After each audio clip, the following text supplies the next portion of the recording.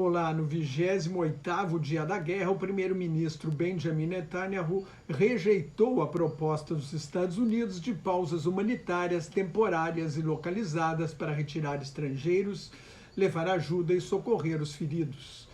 Na faixa de Gaza, Netanyahu afirmou que não haverá trégua enquanto os 242 reféns sequestrados pelo movimento de resistência islâmica, o Hamas, no ataque terrorista de 7 de outubro, não forem libertados.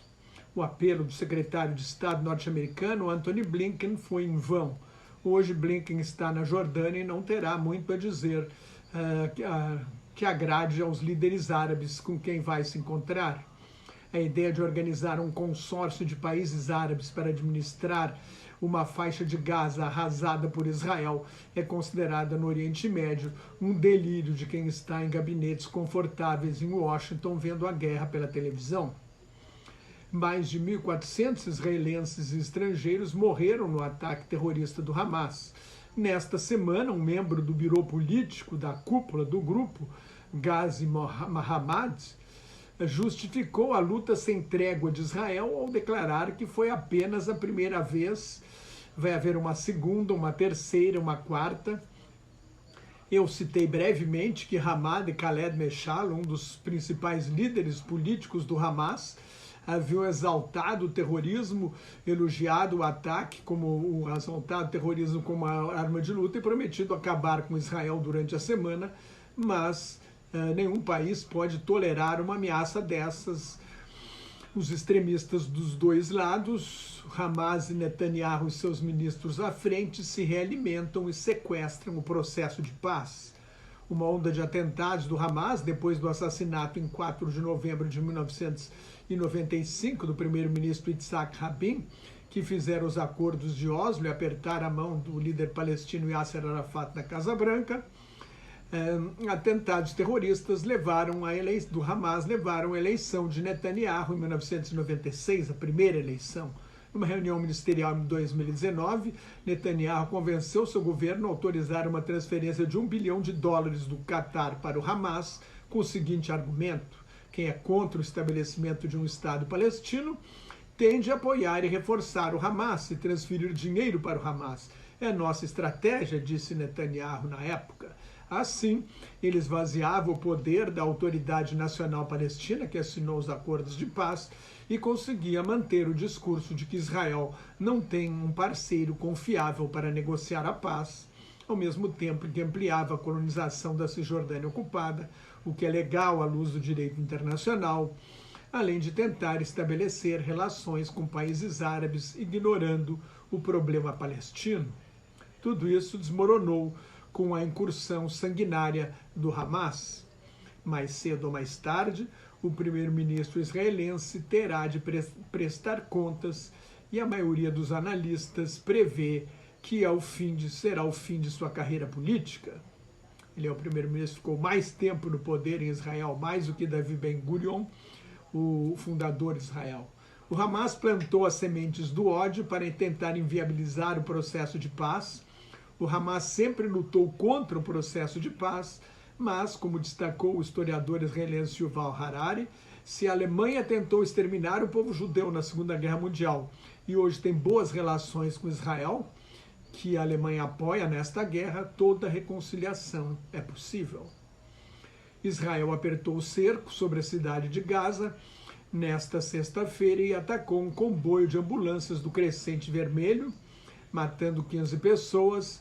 Israel alegou que as ambulâncias eram usadas por uma célula terrorista do Hamas para transportar armas e combatentes. O diretor-geral da Organização Mundial da Saúde, Tedros Adhanom Ghebreyesus, declarou estar chocado e reiterou que hospitais, clínicas, centros de saúde e ambulâncias precisam ser protegidos. Também houve um ataque a uma escola com 20 mortes. Crescente Vermelho, a Cruz Vermelha dos países muçulmanos, denunciou o ataque à ambulância como uma violação das convenções de Genebra. Mais 6 palestinos morreram em confronto com forças israelenses na Cisjordânia ocupada. Desde o início da guerra, já são mais de 140 palestinos mortos na Cisjordânia, outro foco de tensão explosivo que pode virar uma frente de luta. o esperado pronunciamento do líder da milícia fundamentalista xiita libanesa Hezbollah, o Partido de Deus, o Sheikh Hassan Nasrallah, foi bombástico na retórica contra os Estados Unidos e Israel, a quem culpou pela guerra.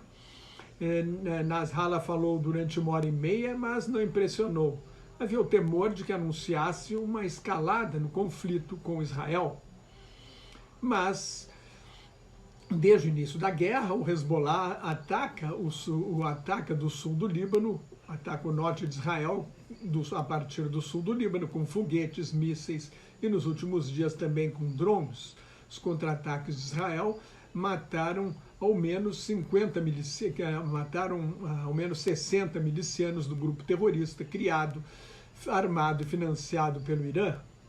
Como ministro do exterior do Irã, Hossein Amir Abdollahian, ameaçou Israel várias vezes de que, se continuarem os bombardeios e com a invasão terrestre o número de palestinos civis mortos aumentar muito, os aliados da República Islâmica não ficariam quietos.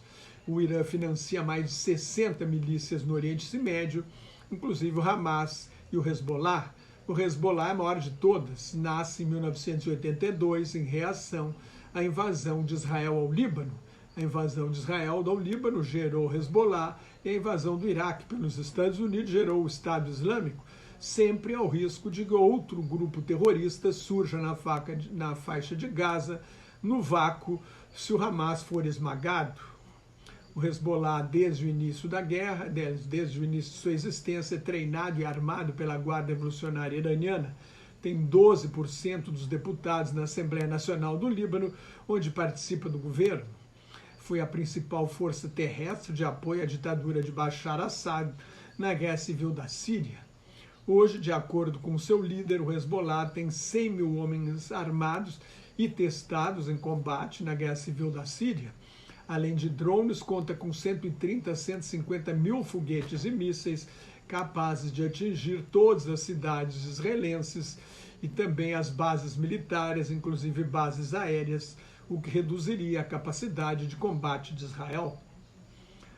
O Líbano está em profunda crise política e econômica, sem presidente, com primeiro-ministro interino, uma dívida pública de mais de 150% do produto interno bruto e 2 milhões de refugiados sírios. Tudo que o Líbano não quer é uma nova guerra contra Israel, que invadiu o país em 1982, ficou até 1985 e manteve uma zona de segurança no sul do Líbano até 2000, e travou uma guerra de 6 semanas contra o Hezbollah em 2006. Na primeira e na segunda guerras do Líbano, como são chamadas em Israel, a Força Aérea Israelense destruiu a infraestrutura do país.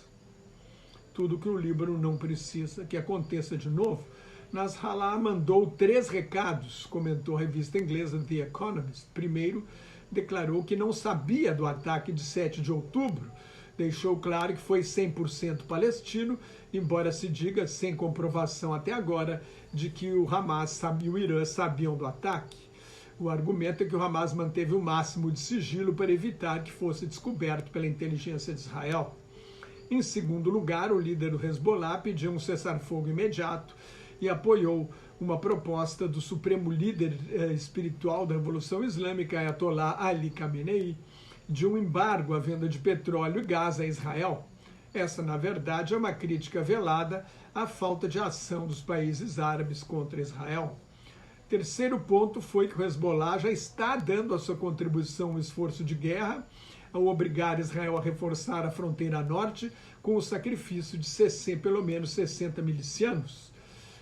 Nasrallah alegou que a situação de Israel é sem precedentes desde 1948, deixou em aberto a decisão de entrar em guerra. Nosso esforço não terminou e não será suficiente, disse ele. Como Israel já matou 9.227 palestinos na faixa de Gaza, sendo 3.826 crianças pelos dados oficiais do Hamas, e a invasão terrestre está em pleno andamento com uma batalha na cidade de Gaza, o que será necessário para o Hezbollah entrar na guerra? Aparentemente não o que está acontecendo em Gaza, talvez só um ataque direto de Israel. O ministro da Defesa de Israel, Yoav Gallant, queria atacar a milícia xiita libanesa. Netanyahu é contra a abertura de uma segunda frente e fez um pronunciamento logo depois de Nasrallah, advertindo o líder do Hezbollah a não desafiar Israel. Hamas fez vários apelos para que o Hezbollah entre na guerra, para abrir a segunda frente de luta no norte de Israel, mas a ditadura dos ayatolás, que há décadas ameaça destruir Israel, está mais preocupada com a sobrevivência de seu regime teocrático e ditatorial. O Irã manipula a causa palestina como parte de seu conflito com os Estados Unidos.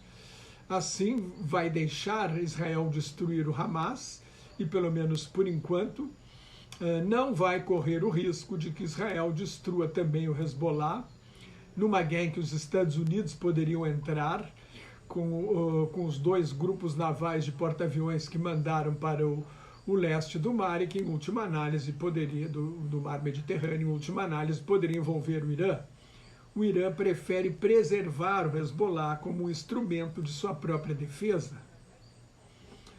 Mais 17 feridos e 448 estrangeiros foram autorizados a sair da faixa de Gaza pela fronteira do Egito na sexta-feira.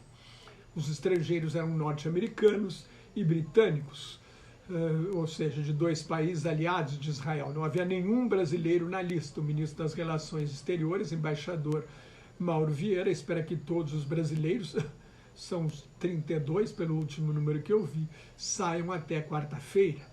Há um avião da Força Aérea Brasileira esperando no aeroporto do Cairo, a capital do Egito, para trazê-los de volta ao Brasil.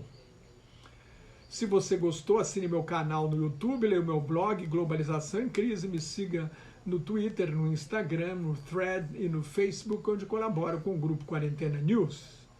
Muito obrigado pela sua atenção. Shalom, que é paz em hebraico.